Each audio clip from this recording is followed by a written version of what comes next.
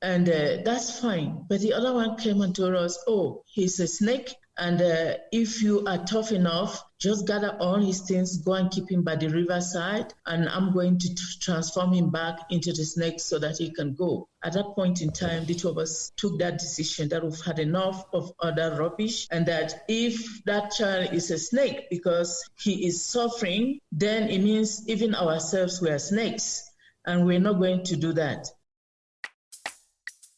Welcome to the show.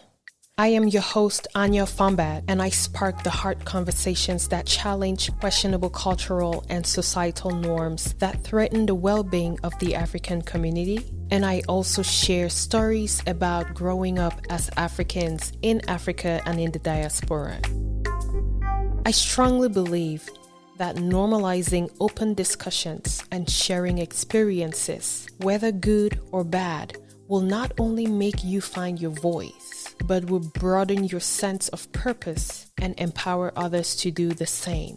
So if you have ever tried challenging certain African cultural and societal doctrines, or if you have ever felt like it is about time that we confronted these issues in our African community and do better as a people, or even if you have always been interested in learning about the experiences of other Africans growing up in Africa and the diaspora, then you are in the right place. Welcome to Living African. Hello everyone, welcome to another episode of Living African. Today we will be talking about a topic that is very dear to my heart and to the heart of my family. Actually, this is the first time that we are actually sitting together to talk about such a very sensitive topic. And honestly, it's only those who are closer to me or very close to us that are really aware of this. And we felt like it was very important to share our story and to inspire and encourage every other person or family going through the same issue. So today we will be talking about the realities that families with special needs children face. And I have here with me my family, that's my parents and my siblings. And we will have that chance to share our experience so far with our brother. So if you can remember, I had my family in one of the early episodes here at Living African, and I had introduced them, and we actually are a family of 6. So I have my mom, my dad, and then I have an older sister, and then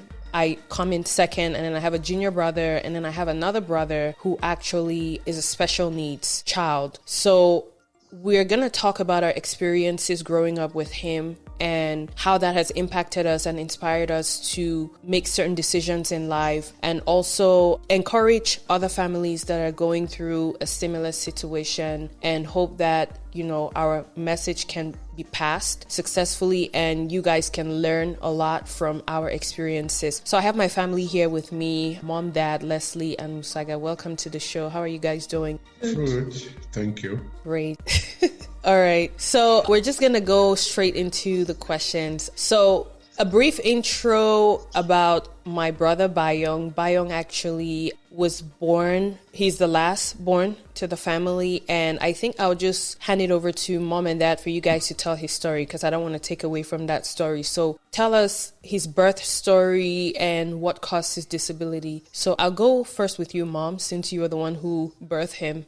Thank you, Anya. Thank you, children, and my dear husband, for giving me this opportunity to maybe open the floor. We can talk about it laughing these days, but it's never been an easy route for us. Bayong is 29 and a half years old today, but his pregnancy, unlike other pregnancies that I've had, was most challenging, because I would say his story started at the age of 5 months pregnancy. And that was the strange thing that I felt, that I was having contractions at different intervals. Sometimes they come very early in the morning, sometimes it's in the afternoon, or other times it's at night. And nobody could understand what was going on. I myself, being of the medical field, was a little bit challenging even to understand that that was my 4th pregnancy. I was going through that. Also strange was the fact that for every other child that I've had, the three of you, I gave birth a week before. But for him, he was overdue by 2 days. And I remember myself asking the gynecologist of blessed memory, Dr. Nana Obed, who was very close to us and who has been the one that has been monitoring all my pregnancies. I told him I didn't feel all right. And I actually asked for a cesarean section, even though there was no indication. So when he gave me the time that I should get to the hospital when the due date was passed by 1 day. So I told him, I said, okay, I asked for the cesarean section. You didn't want because it was not the due date. But now it's passed by 1 day. So I need it because I was really feeling abnormal. And what he told me was I should get to the hospital the next day very early. He was going to induce it. And while we got ourselves prepared, my husband and myself, you guys were very young, and these were not things we could share with you at your tender ages. That very night, I started feeling the pains again. And when I felt this time, we actually went to the hospital. And the nurses said, yes, you're truly in labor. What happened that night was the fact that I could walk into the delivery room, but as it is the custom with us, when you go for delivery, they usually give you some kind of enema so that you don't have to poo during the process. And this was back in Cameroon, right? Sure. So I found out that when I climbed on the delivery bed and the nurses came with the enema, from my waist downwards, it was like I've been given some sort of anesthesia, and so I wasn't feeling anything. And at that point in time, I started crying, and I don't know for what reason, and I said, it looks like I'm going to die. And the nurses said, no, sometimes it happens. So because I wasn't even moving from my waist downward, so my husband came in and tried to assist them. So I couldn't have the enema because, I couldn't go to the toilet. But the good thing is, within 2 hours, the baby came out very energetic and he cried for a short time, was sucking his fingers. I'm going through these details because after 29 and a half years, they're still very vivid to me. I couldn't understand why I had that state of health. I couldn't even understand why after 2 weeks, my son is where he is today. But cut a long story short, after that, we went to the ward, and the doctor came in the morning, and he was happy that he didn't have to do the induction. But I told him, I said, since I'm not able to walk, at that point in time, if he put me out of bed and I was standing, I could walk, but I can't get out of bed myself. So I told him it would be good that we should go home because, postpartum, you normally bleed a bit. And I said, nobody will understand if I missed the hospital sheets because of my condition, and nobody will understand. So he said, okay, it was fine for us to go home. But within 1 week or a few days of arriving home, I came down with a serious fever, which again, nobody could understand, but it didn't appear to be any infection, or if it was viral that they couldn't detect anything. That ended, and we said the child is already 2 weeks. He was not circumcised. And my husband went to the hospital. The nurse who circumcised my first son was the same we contacted and said, get ready for us. And we went and got him circumcised. The first thing is that during the circumcision, he was wounded. We don't understand why. But immediately after that, that was the beginning of trouble for him. I still remember the date. It was the 9th of April. And just around the Easter period. So we just could not understand. A very energetic child who was suckling very well. When we got back home, he stopped suckling. And by the next day, he was foaming from his mouth. And that was the beginning of the struggle with him. But maybe at that point in time, we were not even thinking that this is where he was going to end, because we quickly went back to the hospital and saw the pediatrician. He said, no, he would rather admit the child. He thought maybe we gave him some... On what date was that when you went back? No, it happened on the 9th, and on the 10th, we went back to the hospital and we were admitted. So he thought that maybe we gave him some sort of sedation. And I said, 2-week-old child, why would we even sedate a 2-week-old child? Whatever the condition, we've had other kids that have kept us up for 6 weeks without any sleep, and we didn't sedate them. Why would we? But anyway, he was admitted, and things seem to have been fine. But on the 4th day, towards midnight, this child, if he was in his cot or in front of the edge of the bed, we would have picked him from the ground. He gave a loud cry, and that was the beginning of his twitching. Twitching was just abnormal signs. It started with his right eye, and then the right hand, the 3 last fingers were twitching.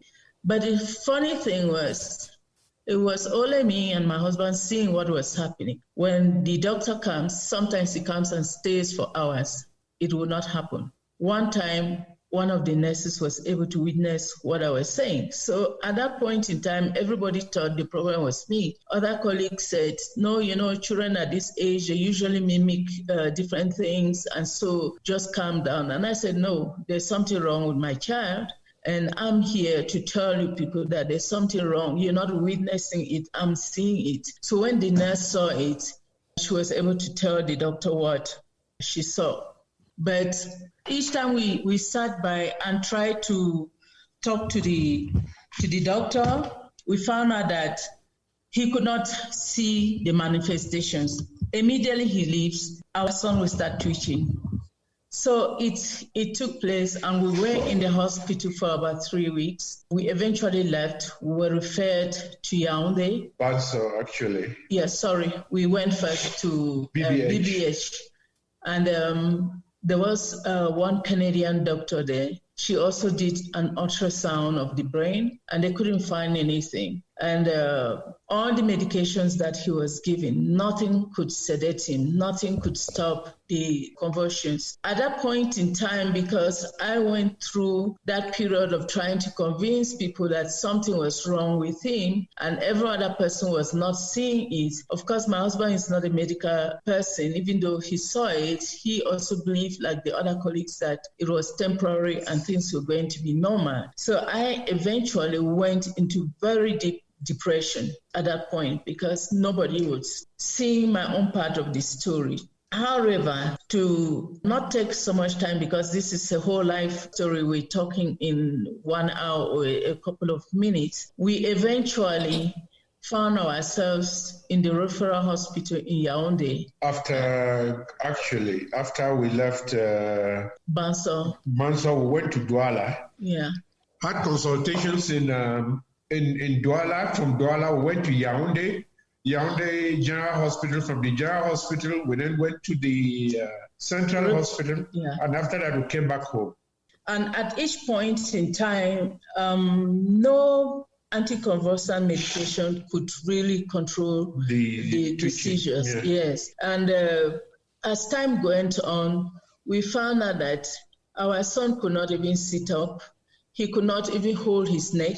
He was like, if he held him, the neck would fall backward till it's almost meeting the back or anything that can support it. So up to the age of 2.5 years, our son could not see. And so all of that added really put me in particular into a deep depression. And I believe that my husband eventually also, when he saw what our son was going through, he also was depressed.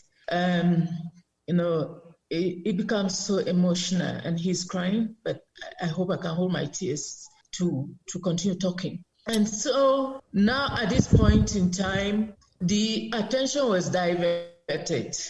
A lot of people told us that it could only be traditional medicine that could help the situation, which we went from one traditional healer to the other. And each point in time where we went, it was like tearing us apart. If you have been to those people, they tell you, oh, it's some family member that is responsible, it's some friend that is responsible, it's you who is responsible, or it's because one of us is cheating on the other, And then the worst one was, one of the doctors told us that, well, there were two. One said they were supposed to be twins, but the other twin did not materialize. That's fine. These are stories which usually come out of the African setting. Yes, and that's fine. But the other one came and told us, oh, he's a snake, and if you are tough enough, just gather all his things, go and keep him by the riverside, and I'm going to transform him back into the snake so that he can go. At that point in time, the two of us took that decision that we've had enough of other rubbish, and that if that child is a snake because he is suffering, then it means even ourselves we are snakes, and we're not going to do that.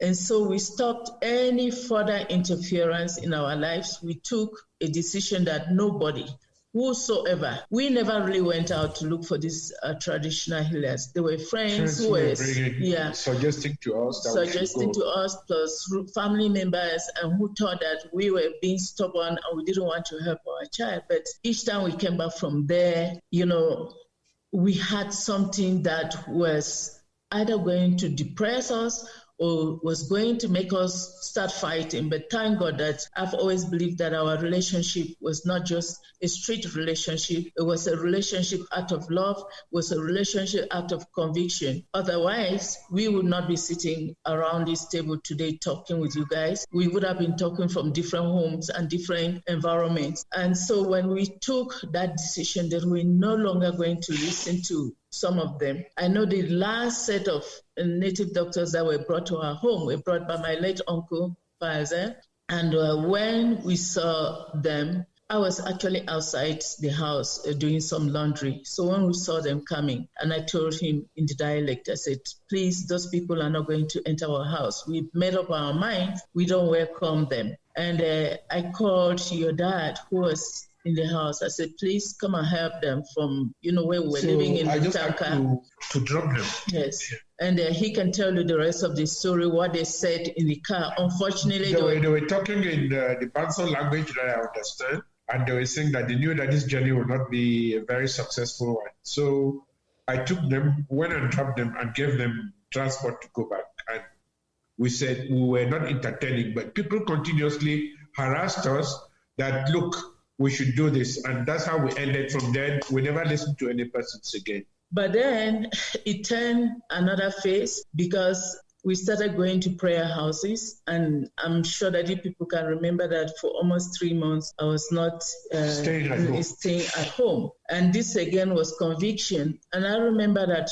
when I asked Daddy that I know this lady who is doing prayers, and I know a little bit about her background. And he said, well, God can use any person to perform his miracles and do his work. So we went there and we eventually became hostage. And it didn't end also well because she took our other things, there was money, we were being exploited, but also trying to divide the family. Saying that your granddad was responsible at one point, and then the other time is my sister. So what did we not hear? And then at one point it turned out, oh, it's your dad who is lying up the whole family, and the whole family was going to be sacrificed. So all of that, we just pulled out from there. So those are the type of things that happen in an African setting where, you have people trying to convince you about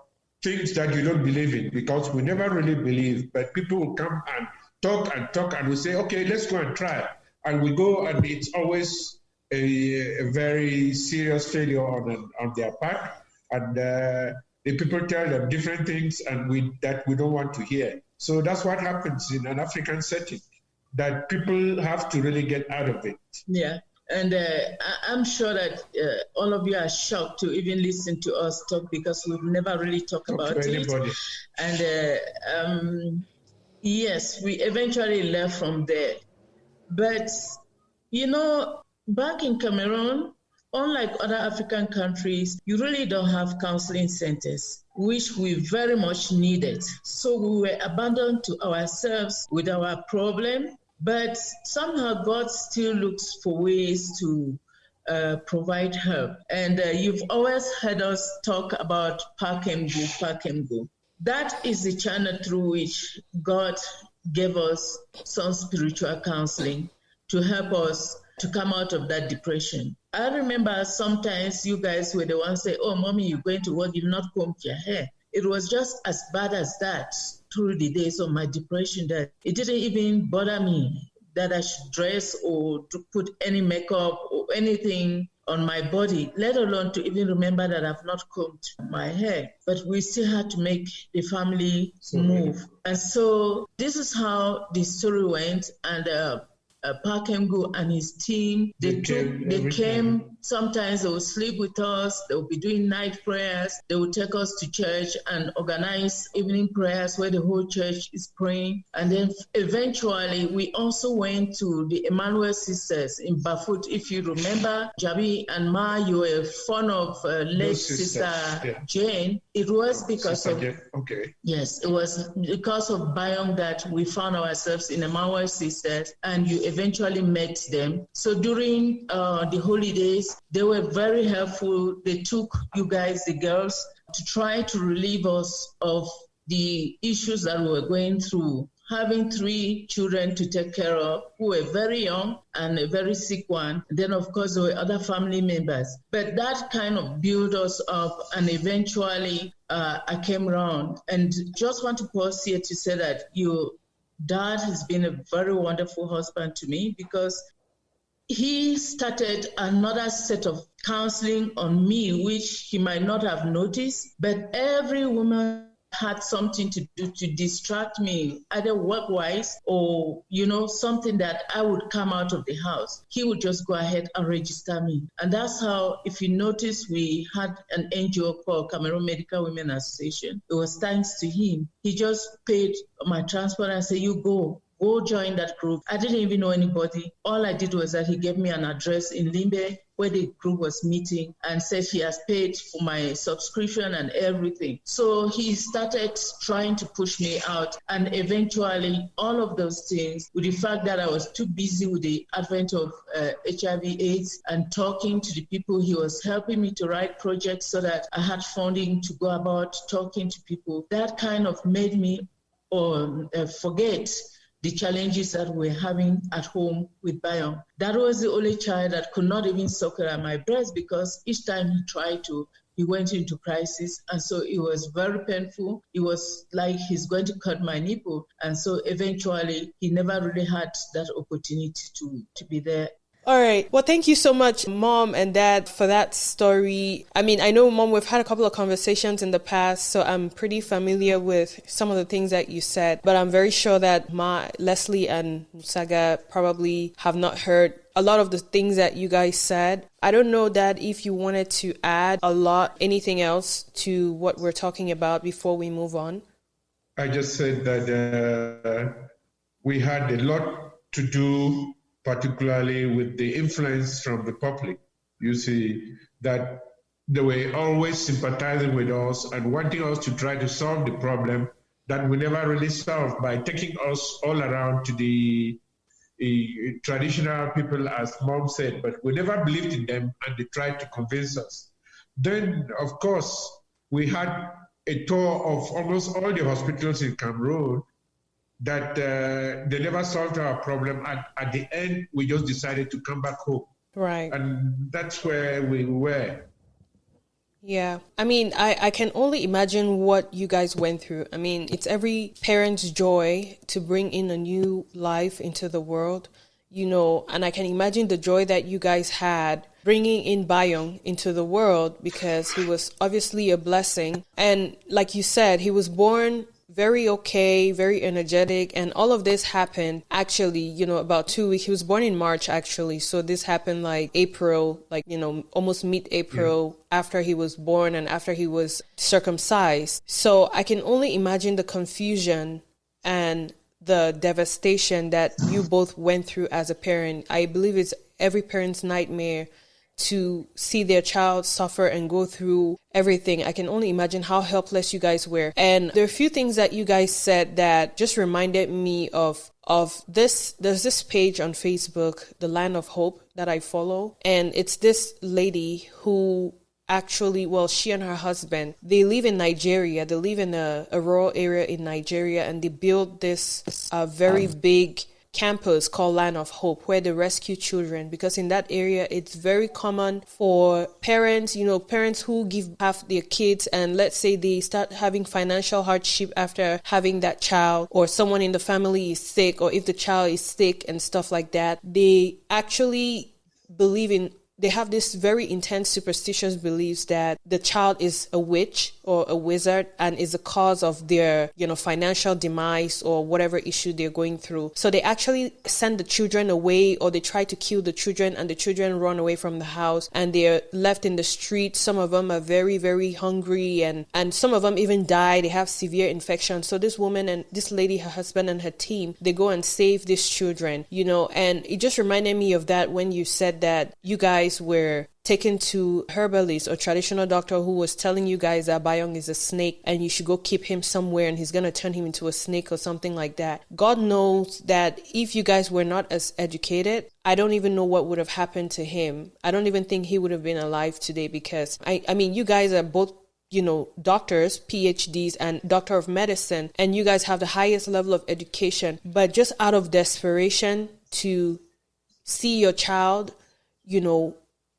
be back to normal and live a normal life, you guys were willing to literally even forgo your scientific beliefs and try other ways of, helping that child, which I can only imagine how it felt, especially when you guys did not even believe in that, but you just gave people who were trying to help in their own way, in their own maybe primitive way. You guys were trying to give them a chance to see if anything can come out of it. So I can only imagine if you guys were brainwashed by all these traditional doctors and you ended up maybe even putting Bayong out by the river, or, doing something to him that he probably would not have been alive today. So to an extent, it gives me a different perspective about what families go through and how some people make decisions that, end up being very devastating, but they don't even know what they're doing, because of the intense influence from the community. And I can only imagine, like back then, this is something that was new to everybody. And especially with the seizures, the convulsions and stuff like that. A lot of people, I remember growing up, the lady who you guys were saying that, was praying with you guys. I remember her, and I believe she's the one who instilled in her mind that every seizure that Bayong had was an attack from the devil. So growing up, it was very normal, common language for us. When Bayong was having a seizure, we would say the baby's having an attack, like an attack from the devil. So things like that, it kind of gave us this, it almost kind of channeled the way we think and the way we reason. And it gives me a better understanding to know that it's very easy for people, especially people who are vulnerable, in a vulnerable situation like you guys were. It's very easy for people to be swayed into different directions just out of desperation to help, So, I just thank God, and I thank you guys for being strong and sticking to your values and your beliefs regardless at the end of the day, because Bayong is here today. He's alive today, and thanks to you guys. So I wanted to know from, all of us, how this experience with Bayong impacted us. I can go first because, I'm already talking, so I might as well just go first. So, growing up, we didn't really understand a lot, but I know that we asked a lot of questions.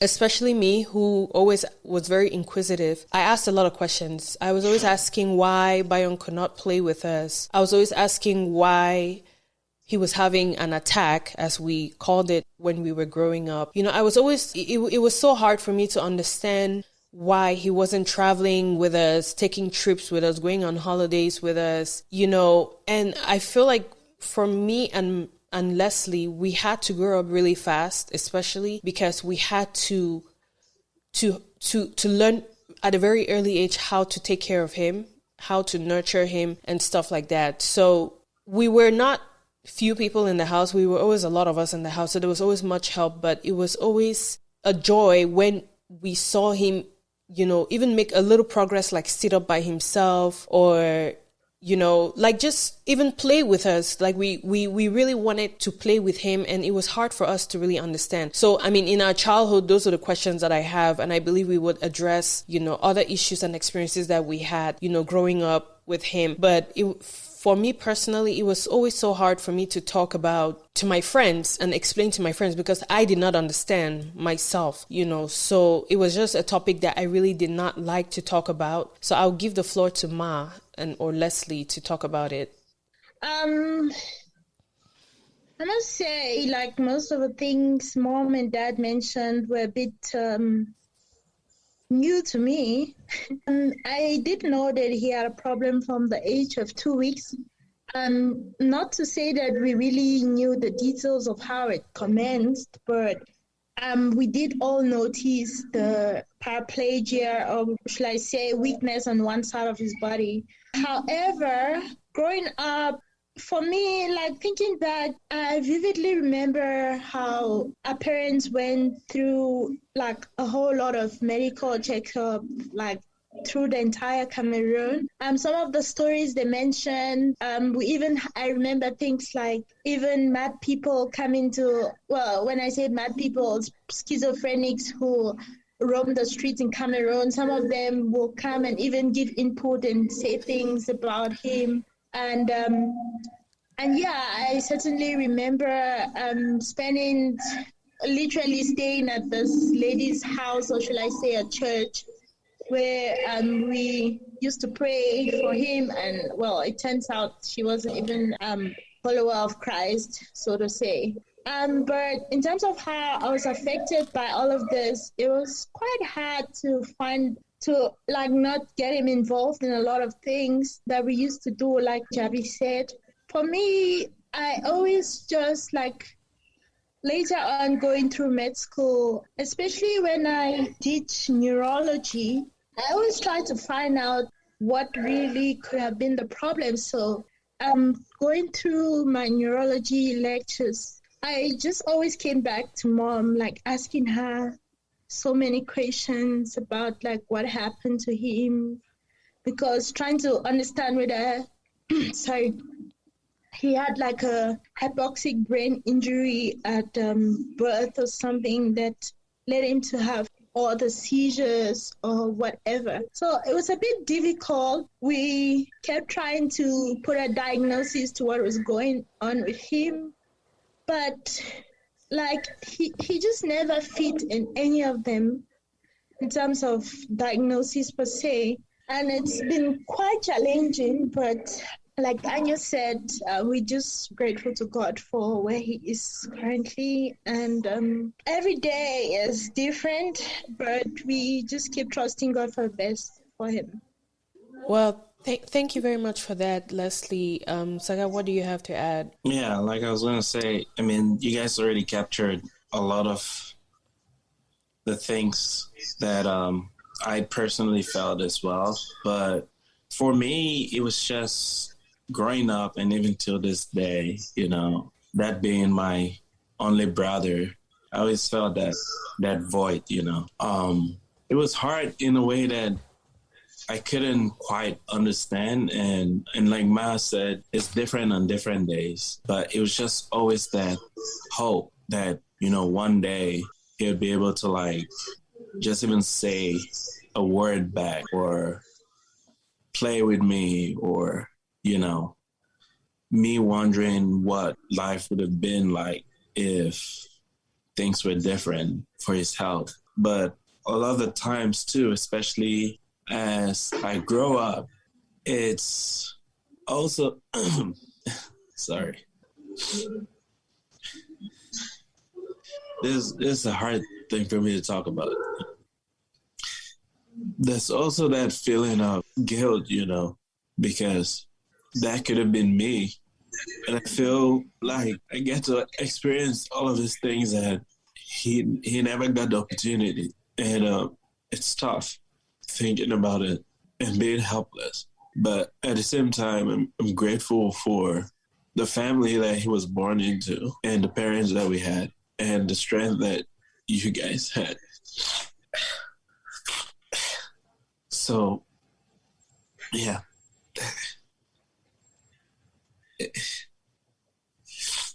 I'll just let you take back the floor, Jimmy. This is definitely not going how I planned it to be. This is really, really, really a very heavy topic for all of us, and like I said, we've never really spoken about this, so it's a very, very heavy topic. So just bear with us if you hear a few cries and stuff like that. Okay. So Mom and Dad, how did you guys deal with the questions that we asked, and also the questions that other people asked you guys in the community? Because I remember, growing up, it's, children who are young are very vulnerable, right? And anything that you tell them, they tend to believe. So I remember one time, one of my cousins, my older cousins came home. This is something I've never really shared with you guys. One of my older cousins came home, and, when Bayong had a seizure, she started telling me, and I was very young, she started telling me, like, that this child is an obanje. Obanje just means, like I don't even know, a witch, a wizard, I don't know. Like, that's just, I don't even know the real definition of that. But she kept saying it. And I was like, don't say that, because I was like, I didn't understand why she would say something like that. So it was very confusing, especially when it was something that we did not really know about back then. I had never seen anybody that had a seizure. My brother was the first person that I saw that had a seizure. And so for her to have said that, it kind of confused me, and it almost made me look at him in a kind of way. But then I knew that, if my parents were okay with him, then I was okay with him. So, but I know we always asked you guys questions and stuff like that. So how did you guys deal with those questions that we always asked you guys? Yeah, people asked a lot of questions, and it was difficult to respond, because what he was showing as signs were really new things to us, and we could hardly give any proper answers. Even though Bob of the medical field was also seeing some of those things for her first time that she had read in books, but it was quite confusing because people gave their ideas, particularly the people who were advising us to go to native doctors. And we never really got any proper answers. But people asked, they told us that we should do this, we should do that, we should take the child and live at the stream, we should forget about him, and we didn't. So it is because of the strong nature that we had that we did not listen to them. But people had the right to make their own comments. I will just add here that at the time that we had made up our minds that we will not listen to people, the first things that we were selective of who we were dealing with, especially during our tough times. But I think the most important thing was for us to protect you people. And that's why sometimes if you said, how did we even respond? We had only one hope. I remember Musaga had a series of footballs in the house where he kept one of the best. Time he would come to the bedside and tell the brother, I'm keeping this ball for you to get well and let's play it together. And as time went on, a year passed by, Bayong couldn't even see, he couldn't even walk, he couldn't feed himself. He could not understand. And after 2 years, he came and took that ball and said, well, you've decided to remain sick. I cannot wait for you anymore. Those were his words that Musaga made, and I'm not even sure he still remembers them. And he took that ball out, even though it was the best ball that he had. By the time he came from playing with his friends, that ball was torn into two. And that was the end of it. He never even asked us for any ball. He never asked for anything. We tried as much as possible not to make you people feel abandoned, For Njabi and Ma, I knew that you were two of you. And I think I went a little bit closer to Musaga, and that kind of caused some tension. And Njabi in particular felt it, that she told even the teacher in the school that Mommy, heart is Musaga. If we want to get our mom angry, touch Musaga. It was that protection, as you could see him burst into tears, that his only brother could not give him the companionship that he very much needed. And I felt that personally I had to protect all of you. I felt that Njabi could talk to Ma at any time. They could recite poems and all those things, but he was alone. And that kind of brought some disagreement amongst you people. Maybe Ma was too quiet, that she doesn't talk, but I guess that Njabi, who talks out, definitely was expressing their feelings. It wasn't like we love one child more than the other, but we try as much as possible. Each time we're reprimanding a child for anything, we try as much as possible to give reasons why we're doing what we're doing. And all of that was just because we didn't want any child to be traumatized. We cannot transmit the pain that we're having because of one child on the three of you. And we always say, God, thank you. Thank you that we had first the three children that were apparently normal, according to the definition of what people call normal, but it gave us strength that there's something to hope for. And finally, it drew us closer to God, to know that everything is possible with God. And even right up to today, we still hope that one day, by God's grace, Bayong will be a normal human being. It might never happen during our time, but if he has lived up till now without a bed sore, without anything that shows that he is suffering, he's well nourished. You know that the clothes that Musaga wears, they fit him, to show you that even though he is bedridden, he still is growing normally. Yes, we feel bad that we can talk about holidays.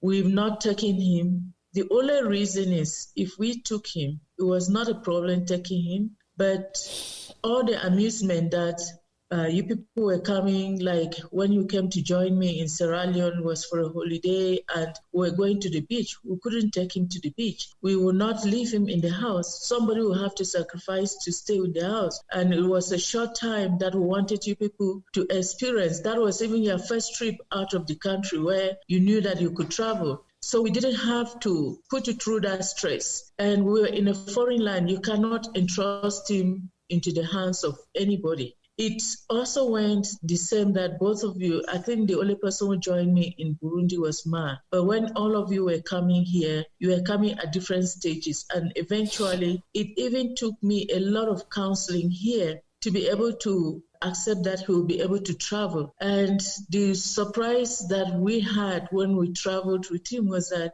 he didn't even feel that he was in a plane. He played with everybody. He was catching everybody who was passing nearby. So we made sure that we protected him in the middle so that he would not be sending his hands or his feet to kick people who were passing by. And so we were able to travel here. And one of the things we were told was that we should not even trust anybody here to assist us in taking care of him. But as God always works his miracles, we're able to have Sister Emma, who has been helping us for all these years. And so she's more of a family member than just helping us to be able to take care of Bayong. You can't imagine the sacrifices that an adult makes for more than 10 years that we've been here with her to be with us. In fact, she's been with us for about 14 years. And that's a lot of dedication that she's given her time for him, which only few people in this world can do it, can accept that challenge. And for how much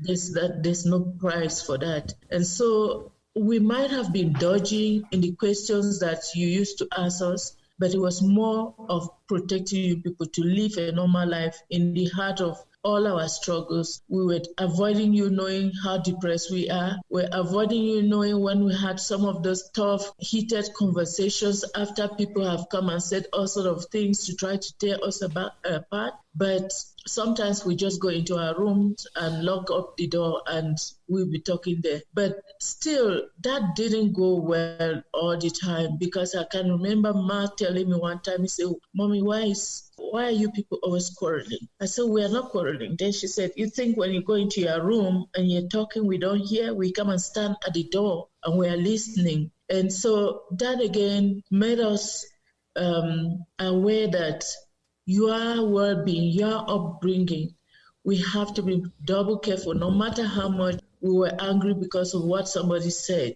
In the final analysis, the two of us said, all of this is because we've had a child that is sick. The earlier we accept that that is part of our lives, the better for us, rather than let people come into our milieu and try to tear us apart. We never really had those situations where we had to go through any heated talk until the birth of Bayong. And we were asking ourselves, are we angry with God for giving us a child? If other people had children who were sick, and other women who had children similar to Bayong, they started coming to the hospital, making friends and encouraging us. So all of that built. And one of the persons that you know that has been very close to us is Uncle Dr. Kwende. Each time we were in very serious crisis, we would call him to come. Even sometimes he came, I remember the last time he came, he left our home past midnight. And in all that confusion, seeing what Bayong was going through, I remember his words, in all my medical practice, I've never seen a case like this. That was what he said.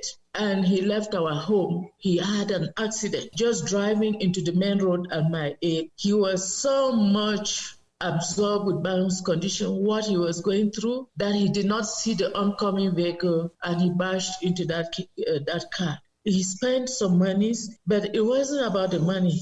He even though he shared with Daddy, he asked him not to tell me, because he also felt that he had to protect me and to give me the opportunity that he was a shoulder we could lean on when we needed him. Wow. So we had a very limited group of people now that we could trust to talk to. But in everything, we tried as much as possible to protect you people and never to show any anger towards any child. We try as much as possible to show our 400% love towards you people so that you can grow not feeling that gap, even though it affected Musaga so much. Yeah. Thank you very much, Mom, and Dad for sharing all of that, and for everyone else. So I would only imagine that, I would not only imagine because I lived it, but for you guys, I would imagine that, while we were growing up, of course, we always had Bayong at the back of our minds, like what's going to happen to him. We always had all of these fears about the future. I always had this uncertainty, we're going to be traveling and going for holidays. What's going to happen to him? Mom, when you started working for the United Nations at a very tender age, I only imagine how challenging it was for you to leave the entire family and, work. Even when, right now you guys live in Addis Ababa, Ethiopia. And, one of my greatest fears was like when we all grow up and leave the house, what's going to happen to Bayong? Because he's basically paraplegic, means he's paralyzed and he has speech impairment. He can't really speak. He's 110% dependent on someone to take care of him.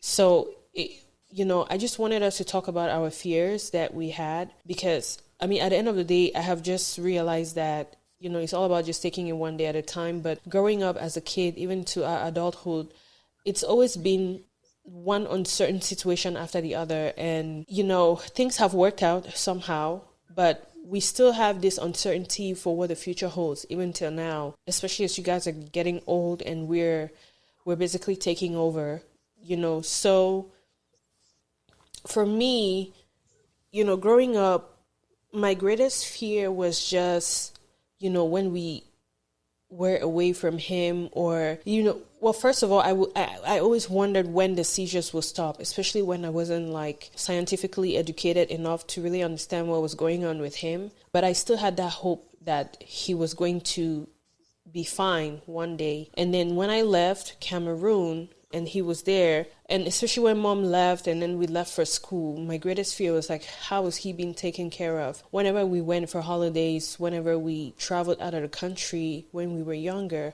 I always wondered, like, what's going on with him? How is he doing? How does he feel not seeing us? Like, I've always wondered, like, how does he feel when he sees us? I mean, you could tell he's always happy and smiling, but how does he feel when we're not there? Does he even know that we're around? Or like, how does it work, And right now, my greatest fear is like, what next? What if you guys, mom and dad, are not around? America, Musaga is in America, Ma is in South Africa. How do we come together to keep taking care of him? When you guys leave Ethiopia, who's going to take care of him? All those things, those are questions that I can't answer, but those are real questions that, are at the back of my mind, and those are the fears that I have. So I just wanted us to talk more about, those fears that we've always had when it has to do with our brother and, his life. So I don't know if you have anything to add to that, Ma.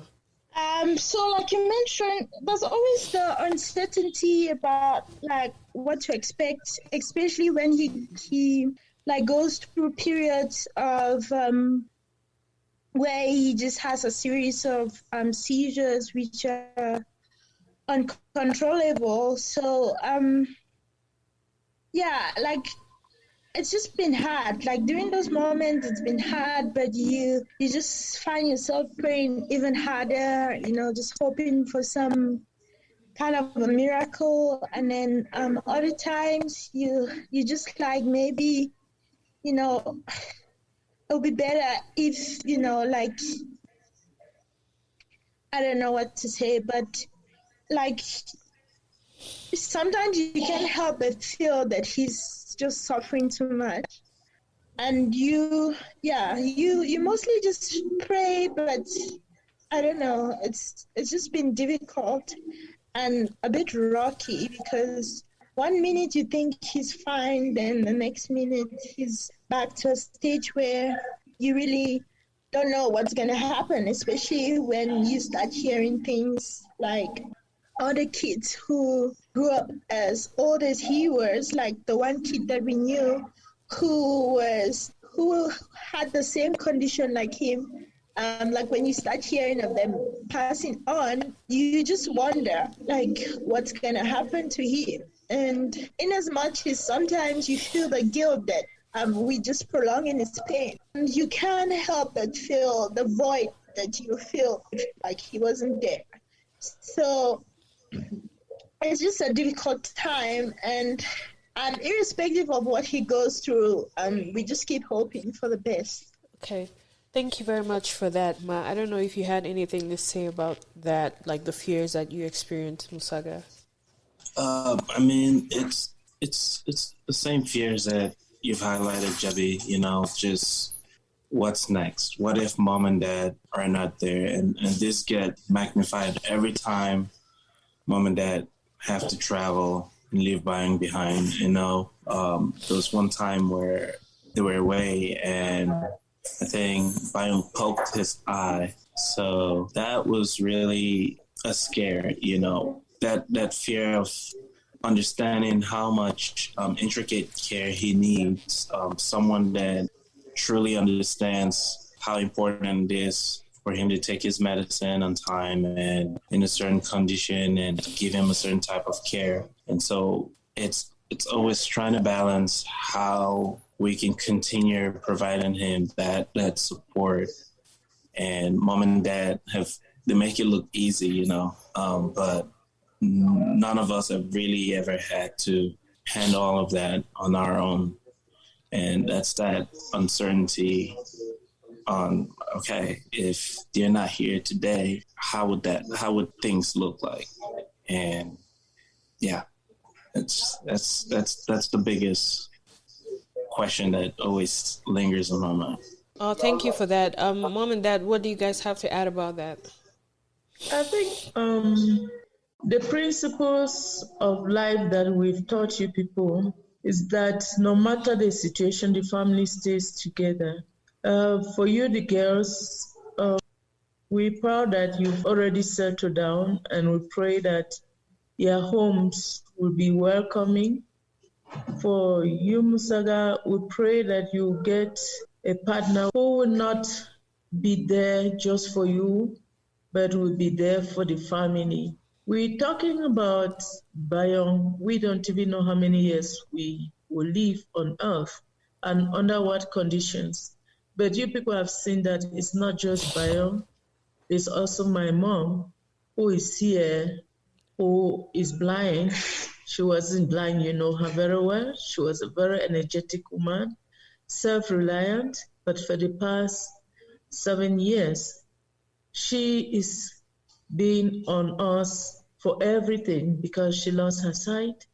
And, this weekend has been one of the roughest weekends for him, for Bayong, and for our mom. And what you do is be selfless. We are God's creation here on earth. It's not about money. It's not about where we live. It's about principles. If this is my flesh, this is my blood, I just have the duty to take care of. In fact, when we think of your other two grandparents who passed on, we kept on saying we wish we had the opportunity to have all three of them here with us to show them our own love. It's about love. For Bayong, besides that, I think he's coming into our midst, into the family, open doors for all the blessings that we've had. You all know that Dad and myself could not have sponsored you in the different parts of the world where you are if we did not sacrifice. And that's why I keep on saying that God knows how he pairs people. He is more than 100 husbands because at the time where Cameroonian men would not allow their wives to go out, he allowed me to even take this job. This job has given insurance that is helping us to foot part of the bills for Bayong. And that insurance would continue even when we are not there, as long as you people know what to do, to always contact this office where we're working now to give information about his situation and also to contribute the part that the family contributes. Unfortunately, it might not work in the States, but it can work in South Africa. You all take turns to sacrifice and know this is your own brother. It's the only thing you can give him is that love and nothing else. You would imagine that we still share a bed with him because we want to be sure that when he goes into crisis, there's somebody there to help him. Yes, if it's in South Africa, you need an extra hand that you oversee, but we also feed him, and we are not ashamed to change his diapers and bathe him. We're not ashamed of doing that. In fact, it's joy when we do it. And you can see, Bayong understands. He understands. When we are not in the house, he will not sleep until we come back. That's just how much he knows that the very people who love him are not there. And I'm sure when he comes, and you people have witnessed it when you're around, he is jumping with his left side of the body that is active, and he is smiling and screaming in his own way. That is his own way. You have to learn his language. Your spouses will have to understand and show him love. If you cannot show love to somebody who needs you, you can build a house, you can have money that will not save. And this is all that we can tell you. Maybe Daddy has something to add, but that's all the strength we can give you. People who've taught you to live as one, take care of one another, take care as a family with your spouses. The part we consider for the girls who are married, your two husbands are our first sons, and that is what a family should be like. It's not putting boundaries of this is this person, this is this person. That doesn't work. Yeah, we think that in the absence of anything, if we are not there, you will take care of him. And if you are not able to take care of him, you will get somebody who will be able to do that, and then you will check on him frequently because he needs a lot of supervision. So we believe that your families know the situation and they will not keep you from doing anything that he deserves. So we expect the best, that all these years you've known what to do and you will put in all your best so that he can live a normal life that we've given him. Yeah. That's what we think. We think so. Thank you guys for all of that. So I just wanted to, we're going towards the end of this conversation. I just wanted to really, I wanted us to look at the brighter side, right? To every storm, there's a rainbow. So yeah, this has not been a pleasant experience that we have had with him all our lives, basically. But I wanted us to really say how this has impacted us, and let's focus on the positive aspects of it. For me, Bayong has taught me a lot about compassion. He has taught me a lot about, especially compassion towards families who have special needs children, towards special needs children. I mean, because of who Bayong was and what was going on with him, I remember that inspired you, Mom, especially to, help other children that were in a similar situation, especially through your profession as a doctor, especially when you were in Cameroon. You always had this compassion, and you showed that. We always shadowed you, sort of, especially in the children's ward. We always made sure that we left children happier than they met us, and that has continued through our lives. We learned a very philanthropic aspect of life at a very early age, and that has also transmitted to our adulthood, just the aspect of, trying to understand where people are coming from and trying to really help wherever we can, whether it's through an organization or just helping people. I feel like that has been one of the biggest lessons, and that has been one of the biggest things that, I learned in life through Bayong's experience, in addition to the fact that I learned to really nurture, the sense of nurturing people at a very, very young age, because I had to nurture my own brother. I'll just go around and ask, everybody, what it was like, one thing that you learned from this experience, and how has this experience impacted you? We're just going to keep it to one response. Ma, you can go first. For me, like you said, it's also been just empathy, especially with other families who have disabled kids. Yeah, it makes you empathize more with them. And like when you actually tell people that you know what you're going through, you feel like you actually just understand where they're coming from, because you actually experience and seen your parents experience the same thing. So, right. Yeah. Musaga, what about you? Yeah, it's been the same thing, but empathy, definitely. Empathy and compassion. Just a lot about hope and trust. And in my case, it's been a different dimension of being able to connect with someone at a different level. Clearly Bayong doesn't speak or walk, so he's never really been able to use those channels to interact with me, but I still feel that bond, that very deep bond with him, that even when I call Mom and Dad in the mornings and he's in the background, either playing or having an episode, I can feel that connection. And the other thing is, it's also taught me about the importance of family and staying together and supporting each other, especially when things are bad.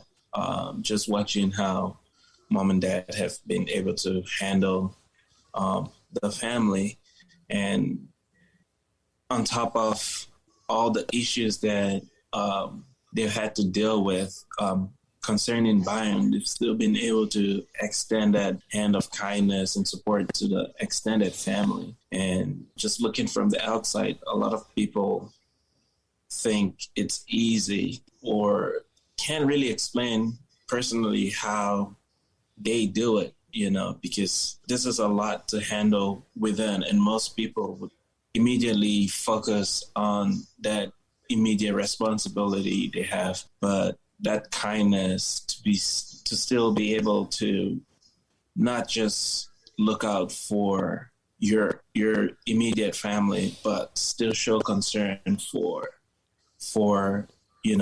the larger family and even people that are not family. I mean, Mom adopted and sponsored a lot of kids. It's a very big lesson that I cherish a lot.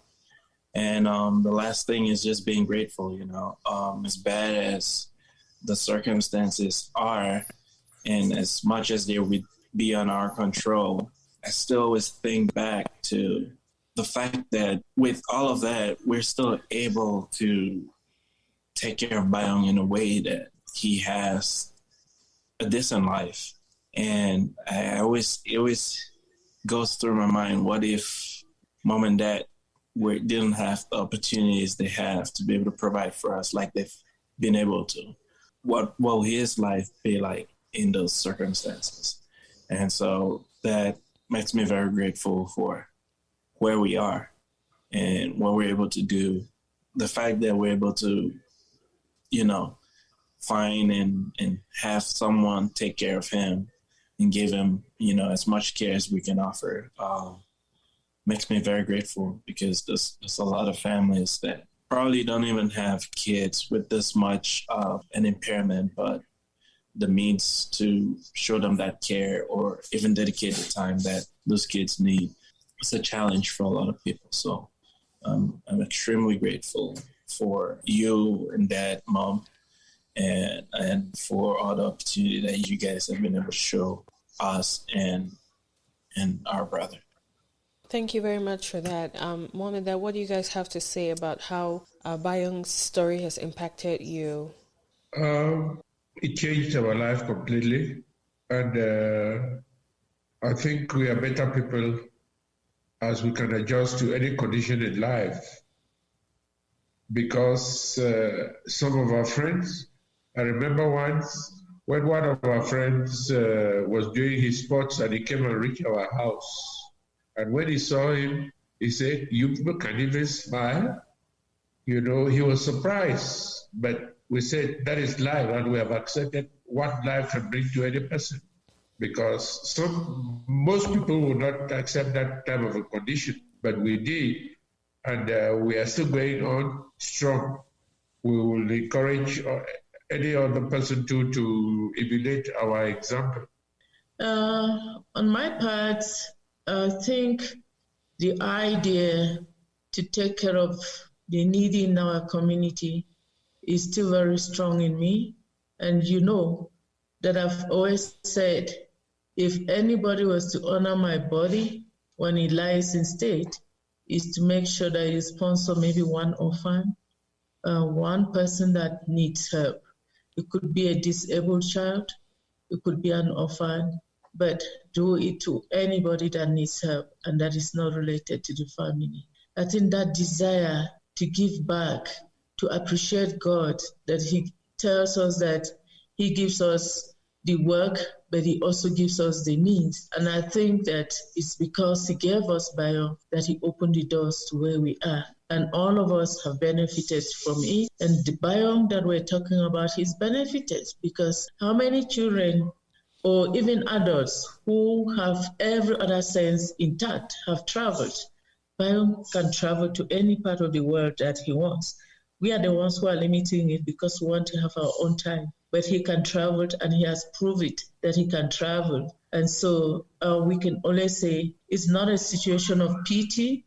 It's a situation of he is just as any normal human being with the challenge that he cannot walk or speak or do things. For all you know, Bayong will not take what he doesn't want.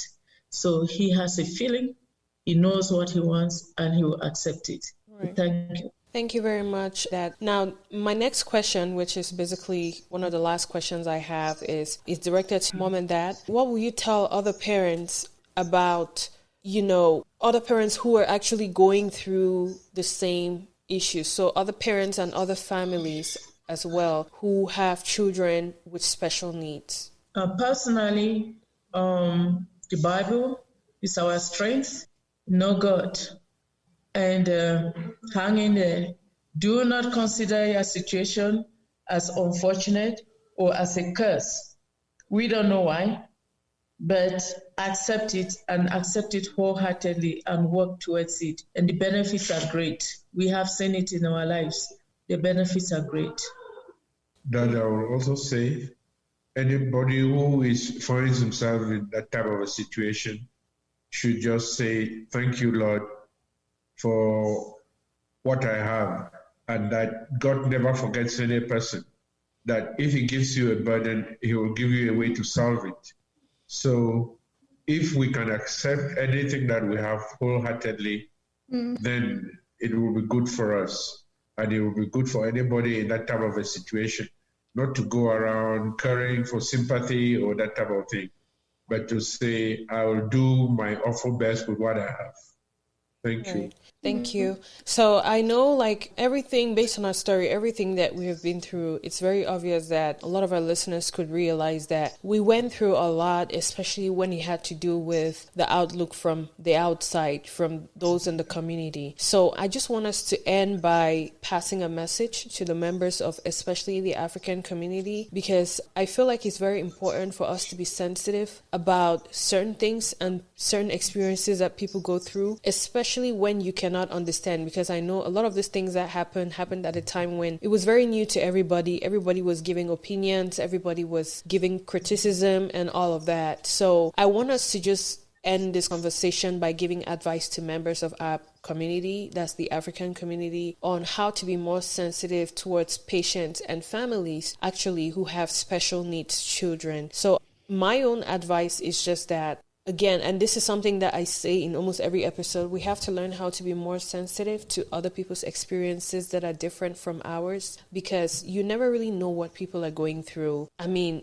we as a family, we have always been together. I'm sure a lot of people will definitely be very shocked about this story, because this is the first time that I have really sat in a platform as such and spoken about this. And this is actually the first time that we all have come together to talk about this. So there's a lot of people in my life who don't even know this side of my story. And I feel like they're going to learn a lot more about me, or maybe look at me differently, hopefully more respectfully. But, I just want to call on members of our community to really be sensitive and be compassionate, show compassion to people who are going through stuff, and also show understanding to know that people handle things differently. What may not look like a big deal to you, it could actually be a big deal to people, but they just choose to not make it seem that way, So I don't know what you have to add to that, Ma.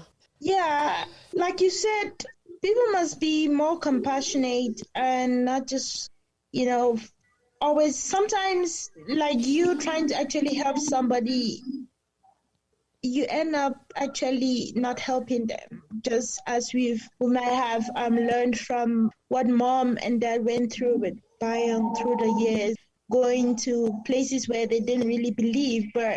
And also, I think we need to listen to people more, when they talk, because mom related that she actually went into a depressive state because no one actually listened to her, when she was concerned about her child being sick. Not just from a medical point of view, but just as a parent as well.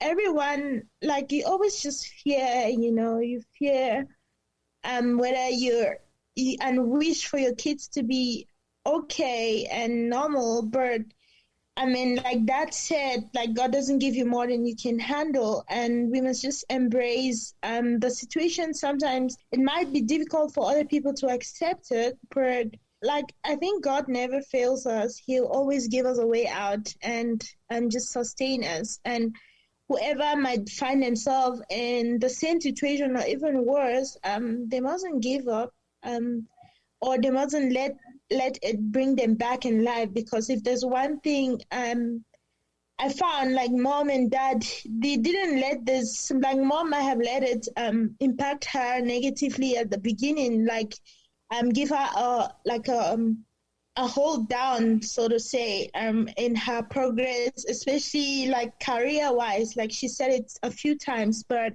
like it didn't stop her from attaining her full potential, I'll say. And I think that's something very important that we can take out of. And and the importance of family, and just, your family is your everything. You support each other, and with love and your continuous care, I think it'll be fine. Thank you. Musaga, what do you have to add about that? The advice to the community? You guys have captured a big part of it, but two things I have to add is, one, there's always going to be tough times, right? Family is critical, and sticking together when things get tough. You cannot go into the blame game. You have to focus on the issue and support each other. And for that, family is not limited to blood, right? I mean, Mom highlighted Pa Kengu and Uncle Dr. Kwende, who were very instrumental in giving them support when they needed it the most. And then the other thing is just, as you interact with people, try to make the effort to learn about the people around you, what your struggles are, what your needs are, and see how you can support them. And I mean, it also takes learning on the best way to support them, because people are going through a lot of things, and it's not always apparent a lot of times what people are going through. And so if a way to show people care and concern is to make that effort to learn about people's struggles and be there for the people that you care for in your own way, but also learn from them the best way you can be there for them. Thank you very much. So, Mom and Dad, I want you guys to round this up with your advice to the community, especially about being sensitive to families that are going through what we went through, what we are still going through, actually. What do you guys have to say about that? My advice is that people should not be ashamed of whatever they have. Because when we travel sometimes with Bayong, you see people looking at us as we are from the moon. But because most people will usually leave such people behind and not move with them.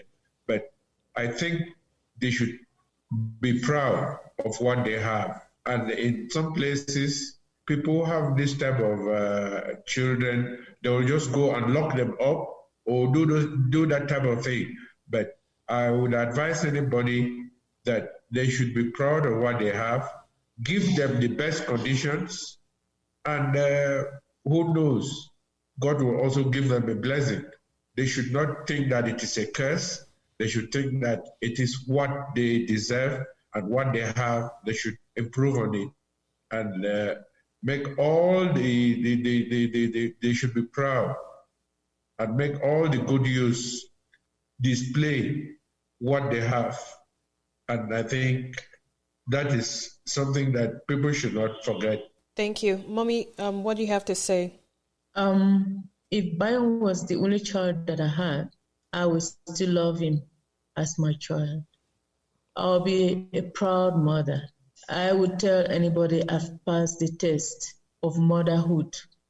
And so nobody should try to call any child, any person that God has created in his own image and Obanje, as you rightly said, is a word used in some parts of Nigeria, which means the child is a witch or a wizard, whatever it is. Nobody can breathe breath into a human being and that person will live. And so I am proud that the Creator who gave him to me knows what his future will be like, and to him be the glory because he is in control. Thank you.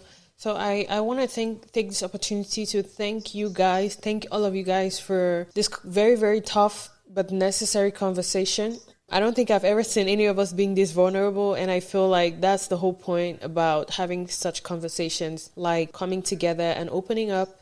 And hopefully this conversation as well will inspire other people and other families to really share how they feel about certain things that go on within them. And I just want to thank you guys. I appreciate you guys so much. It's been such, an awesome journey of life, living life with you guys, especially you, Mom and Dad. Thank you guys for being strong, for doing everything in your power to give us that normal life, regardless of all the other things that go on behind the scenes. We're extremely grateful, and I believe I speak on behalf of Ma and Musaga and even Bayong. We're extremely grateful for all the care and all the love that you guys have shown to us. And thank you to Ma, Musaga, and even Bayong as well for sticking beside me and for dealing with me. And yeah, thank you for also giving me such a hard time. But that's what makes life enjoyable with you guys. And I hope that this conversation doesn't end here, and it can inspire other people, like I said, to hold these conversations in their own circles. And hopefully the conversation inspires us to be more compassionate, to have more empathy, and to show love to one another without judging. So thank you guys for coming on here, and I'll see you in the next episode. Bye.